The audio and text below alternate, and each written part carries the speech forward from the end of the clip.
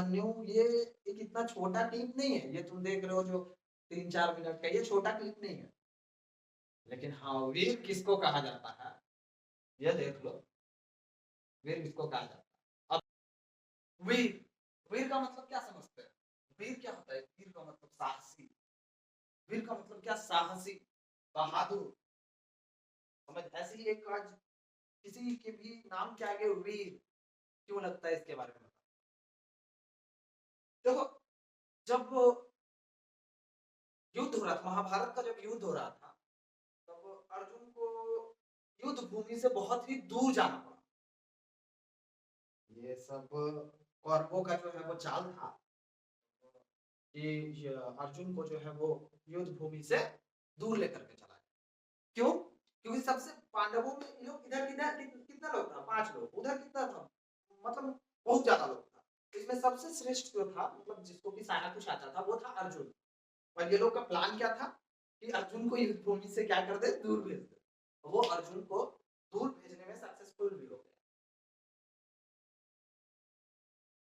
हुआ क्या कि अब अर्जुन तो है नहीं।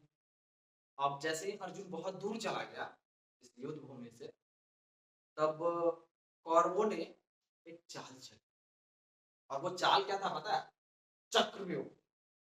उन्होंने चक्रव्यूह का रचना किया।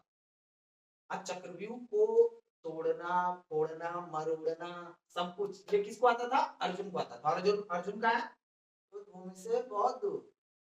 अब जितने पांडव के सेनापति थे, सेना लोग थे, या फिर जो सैनिक लोग थे, वो डर गए कि अब उनका क्या होने वाला है, क्योंकि चक्रव्यूह बहुत ही भयंकर वेपन था समझ लो, उस समय का।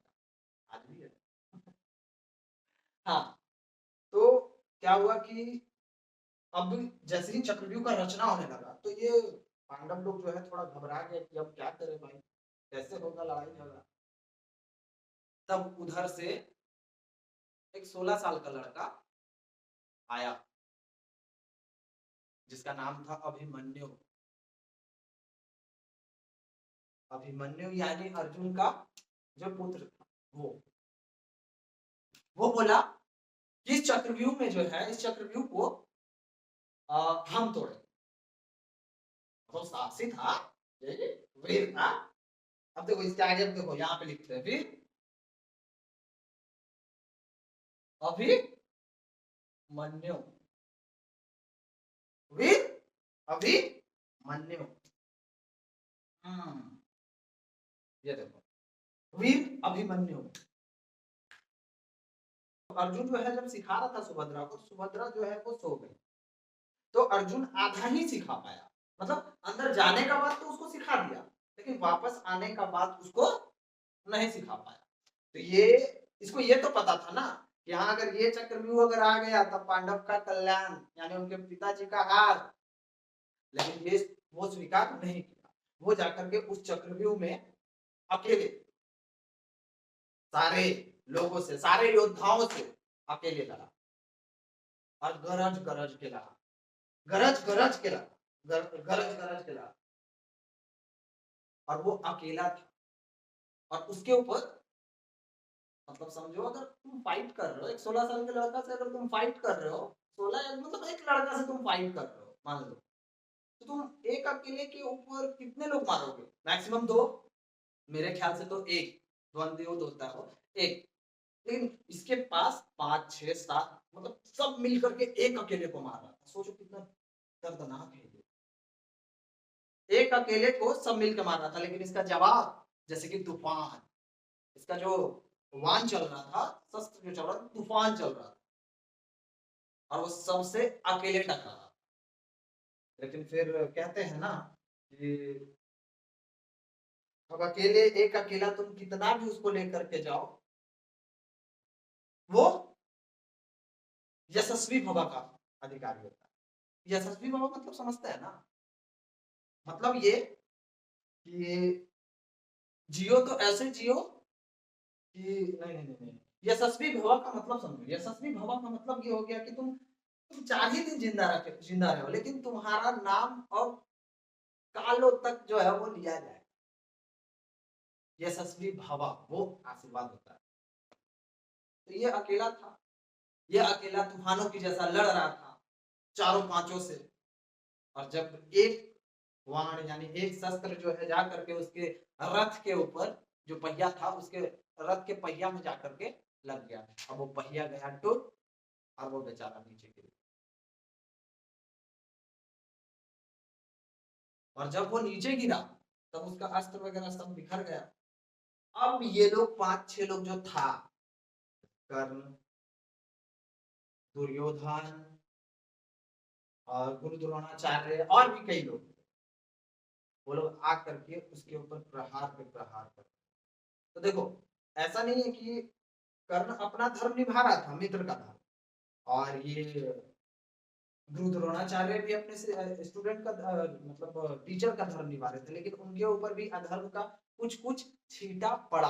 और वो कैसे पड़ा? वो वीर अभिमन्यु के मौत के बाद पड़ा।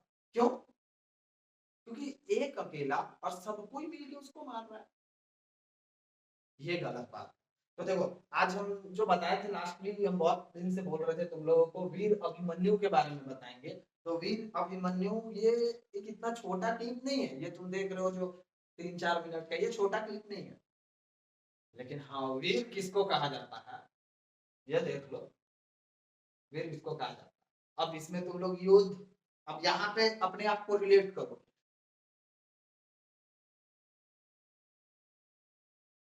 एग्जाम और फिर रिजल्ट। अब अगर मेहनत तुम्हारा तगड़ा हुआ, तगड़ा, तो एग्जाम भी तुम्हारा कैसा जाएगा? तगड़ा जाएगा। और रिजल्ट भी तुम्हारा कैसा आएगा? तगड़ा आएगा। ये वर्ड तगड़ा मतलब समझ लो ना, मतलब यहाँ पे तुम समझ लो साहसी साहसी साहसी, बहादुर बहादुर बहादुर, ये समझ लो। लेकिन ये सबसे इंपॉर्टेंट है, मेहनत। अगर तुम मेहनत नहीं करोगे ना बाबू, तब आगे आने वाले लाइफ में तुमको बहुत मेहनत करना पड़ेगा। सही बता रहे हैं। आगे आने वाले लाइफ को आसान बनाने के लिए अभी से मेहनत करना तुम लोग स्टार्ट करो। और ये याद रखना, अब जैसे बहुत सारे टीचर, देखो टीचर तो एक ऐसा है ना कि एक सड़क के जैसा है। अगर एक टीचर को तुम देखते हो तो एक सड़क के जैसा है। कैसे? देखो, ये घर है तुम्हारा, और ये तुम्हारा, यहाँ से तुम्हारा रास्ता स्टार्ट हुआ है, तो ये सड़क यही रह जाता है, लेकिन ये तुमको यहाँ तक पहुंचा देता है। तो ये टीचर का बहुत बड़ा भूमिका होता है, ये सड़क का बहुत भूमिका होता है।